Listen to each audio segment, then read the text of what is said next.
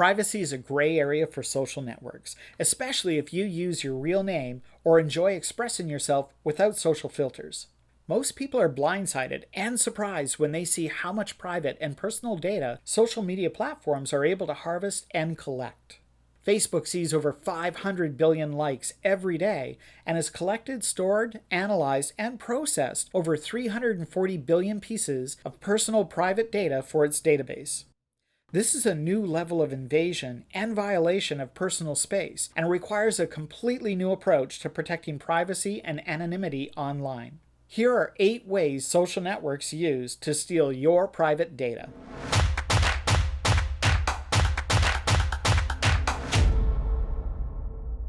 Make sure you click the subscribe button below right now. And don't forget to click the bell for notifications of new videos. Tap the like button to let us know you enjoy this story. Privacy invasion number 1, collecting private information.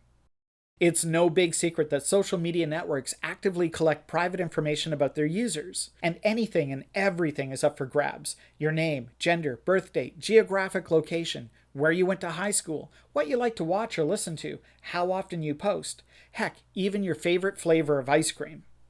The more private information they collect, the more valuable you become to advertisers. And in this business, that's the name of the game. It's all about targeting ads that you'll click on based on the psychographic profile they've created. Privacy invasion number 2, location tracking. If you've ever used a location-based service like Google Maps or Foursquare, you're familiar with the Your Location feature and the button that pops up each time you open an app. For example, have you ever walked into a grocery store or a restaurant and received a "leave a review for this establishment" pop up onto your phone? Or how about the last time you Google searched your favorite business and noticed the feature on the side of the results page showing you how busy the business is at any given time of the day? Location tracking allows apps to know where and who you are so that they can provide helpful information such as directions to the nearest coffee shop or recommendations to nearby well-reviewed restaurant. It's also used to display the traffic conditions on roadways when using services like Google Maps. But because it's directly tied to you and your identity, and given the phenomenal volume of private and confidential information social networks have collected about you, are you sure this is a feature worth trading your privacy and online anonymity for? Considering that social networks are designed around people interacting and engaging with other people just like you, are the risks really worth it? Privacy invasion number 3, tracking your searches. Every search you make through a search engine is tracked. They are tracked by the search engines, and they're tracked by the social media networks through retargeting pixels and tags. Retargeting makes it easier for your favorite social media networks to target ads, services, and offerings to you based on what you search for on Google, Bing, and other search platforms. Retargeting can also track interactions and searches on other competing social media platforms like Facebook or Instagram. The retargeting of ads is not all that pixels and tags can be used for. They can also be used to show you stories, news, web pages, or any other content the social platform thinks might work for you. Alternatively, they can also be used to persuade and reshape your opinions. Cambridge Analytica was accused of using retargeting to help elect Donald Trump to the 45th President of the United States. The Canadian military used similar concepts to engage in propaganda warfare against Canadian citizens during the 2-year-long COVID pandemic. The real kicker here is that all of this data is kept and held with your social media profile, and it never goes away. Privacy invasion number 4, privacy policies. Privacy policies are supposed to be the key for you to understand what and how much data a social network will collect from you. But be honest, when was the last time you ever read one? Obviously, if a social network doesn't have a privacy policy designed to protect and keep you safe online, then it's probably a good idea to steer clear of it. Social networks are online communities where people share vast amounts of personal and private information about themselves and their lives. This information can even include photos and videos, some of which should really remain private.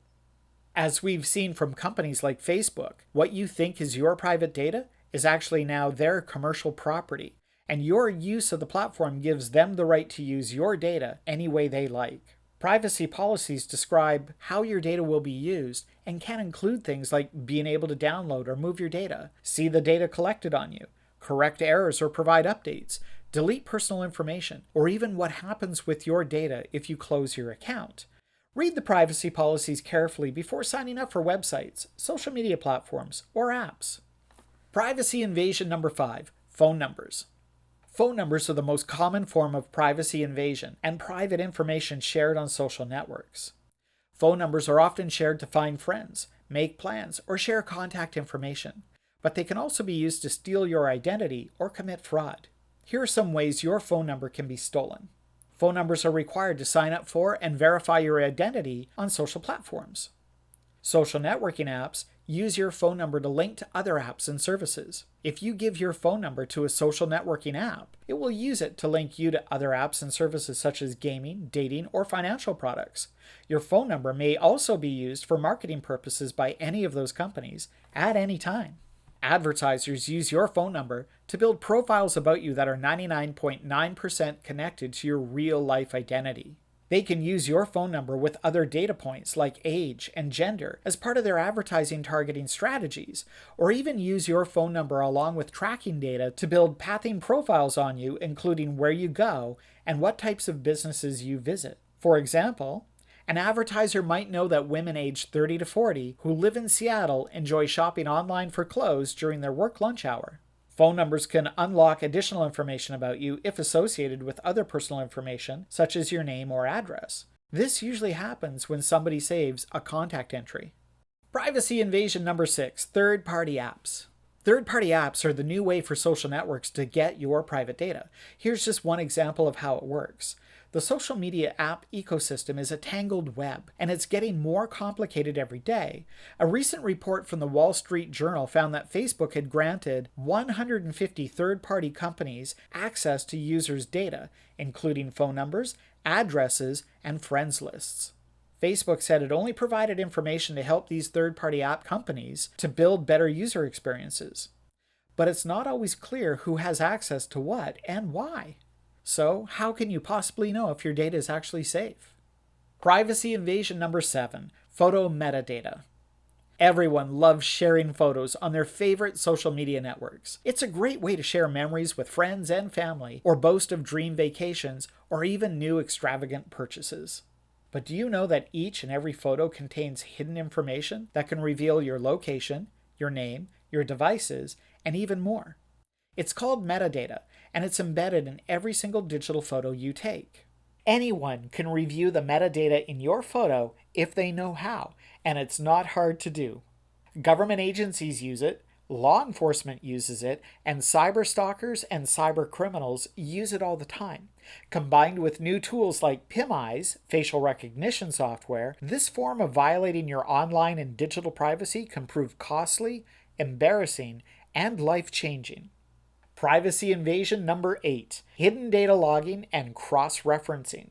Social networks log absolutely everything you do while on their platforms or connected websites through retargeting. This includes, but isn't limited to, your location data and browsing history, friends and family, messages and posts, photos and videos, and anything else you do. But when this information is combined with other data sources, it can be used to manipulate and persuade you, trick or convince you to do things or take actions you otherwise wouldn't, put yourself in jeopardy, or even reveal secrets about yourself that you wouldn't want the world to know. For example, credit card companies can predict an upcoming divorce 2 years before the married couple even knows it's going to happen. Wrap up. Don't give up hope. There are many ways you can actively protect your online privacy and anonymity. Check back to this website regularly for new privacy protection articles. What do you think about social media privacy issues? Leave a comment below and let us know.